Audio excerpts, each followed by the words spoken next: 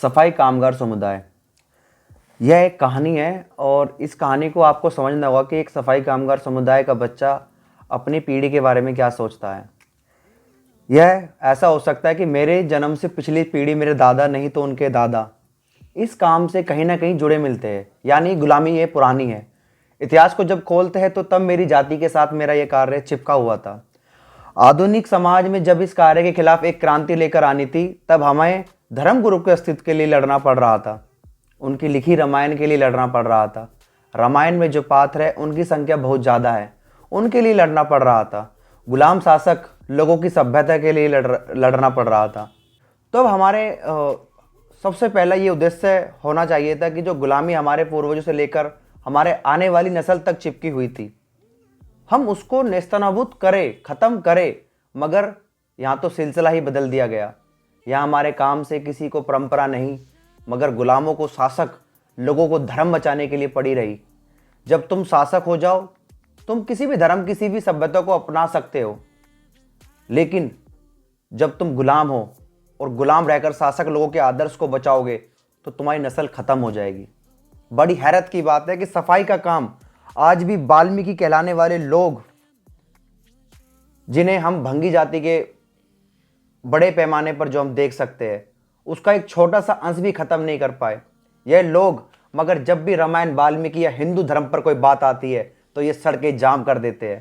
पहले जाओ और कोई ऐसा व्यक्ति लेकर आओ जो आपके काम को पवित्र कहकर भारत के टाटा अंबानी जितना आपको धन इकट्ठा करके दे दे, आपकी पीठ पीछे मुड़ते ही आपको जमादार, भंगी, सफाई करने वाला ही कहा जाता है, देशभक्त नहीं। जो लोग अपने जमीर को नहीं बचा सकते, वह लोग भारत के सबसे बड़ा धर्म को बचाने का ठेका लिए हुए हैं। यह बड़ी शर्म की बात है। आपके गलत कदमों, आहट से मेरी नस्ल भी झुलस जाएगी। मैं रहूं ना रहूं, मगर नस्लें समान सामने जरूर आएगी और कहेगी कि इसलिए मैं कभी भी उस विषय के पक्ष में खड़ा नहीं हो पाऊंगा जो व्यक्ति किसी पहले आस्था और अंधविश्वास का पक्ष करे। लेकिन जब तुम किसी धर्म के आंदोलन में जाकर मिलते हो तो यही संबोधित किया जाता है कि हमारे साथ वह लोग भी जुड़े हैं जो सफाई का काम करते हैं। मुंह पर भले ही वे तुम्हें वाल्मीकि नाम से भूरी भूरी प्रशंसा सुनाए, ठीक पीछे इसी नाम के साथ सफाई पैसा जुड़ जाता है।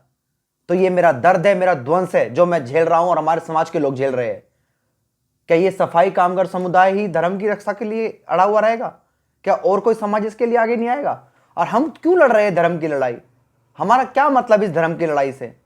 इस धर्म की लड़ाई को लड़ने वाले लोग और उस धर्म का फायदा लेने वाले लोग दोनों अलग है। एक जो जाति के लोग हैं वो इस धर्म के आने वाले अर्निंग से, आने वाले अपना आर्थिक स्तर सुधार रहे हैं, और हम इस धार्मिक मानसिकता के कारण अपने परिवार को मानसिक गुलाम बना रहे हैं। तो मैं कहता हूं कि इस मानसिकता को खत्म करो और जल्द से जल्द प्रयास करो कि इन आडंबरों से मुक्त होकर अपने समाज को इन आडंबर मुक्त बनाओ और सफाई का कार्य छोड़कर कोई एक नया पेशा अपनाओ, नया बिजनेस अपनाओ जिसमें आप अपने समाज का भला कर सकते हो। धन्यवाद।